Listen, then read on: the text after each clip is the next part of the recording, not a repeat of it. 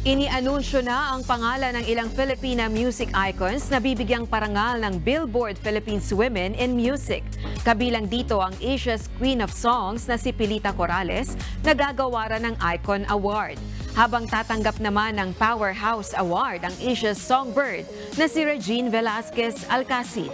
Kasama rin sa bibigyang parangal bilang Hitmaker Award singer-songwriter na si Moira De La Torre. Habang gagawaran naman ng Rising Star Award ang P-pop girl group na BINI. Rule Breaker Awardee naman ang igagawad para sa pop artist na si Enna Mori.